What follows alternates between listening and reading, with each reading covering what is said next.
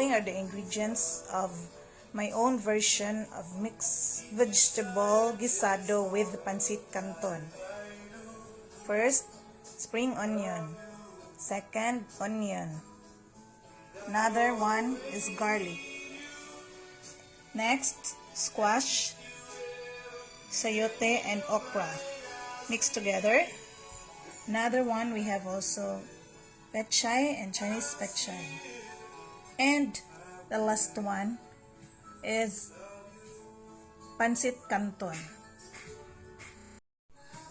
You can use canola oil or olive oil. You may put a small amount of canola oil or it could be olive oil.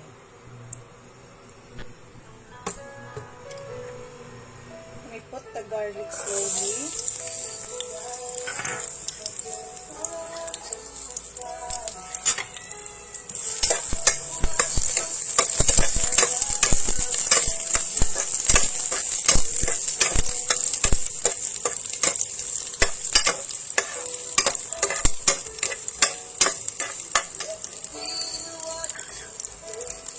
Next, onion.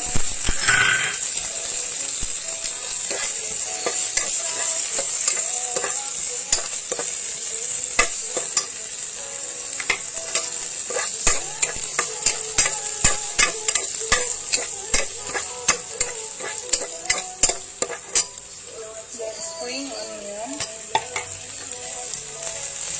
Then have red bell pepper.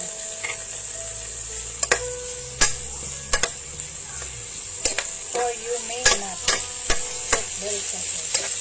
There's no available bell pepper. Then you can add now your vegetable, the squash, sayote, and okra.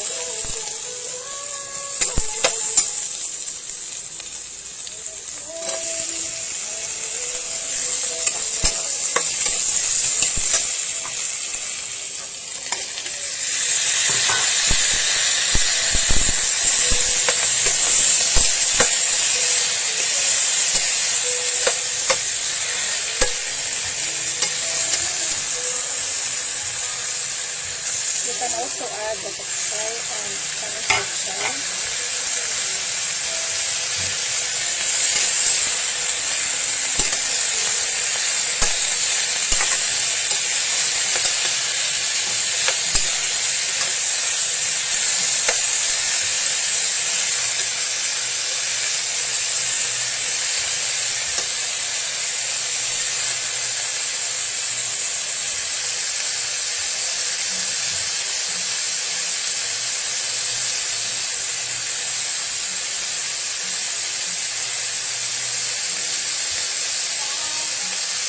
You can add this so that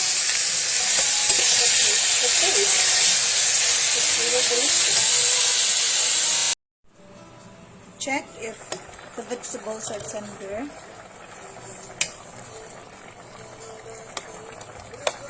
Okay, so you are ready to put the pancit canton.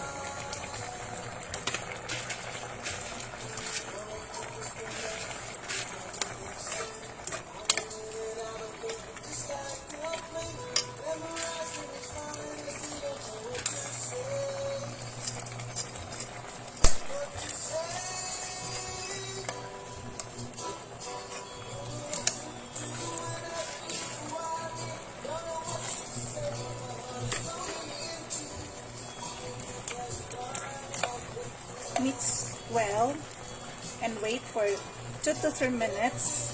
After that, serve. So the mixed vegetables guisado with pancit canton is ready to serve. It's so yummy. Surely the kids will really love it.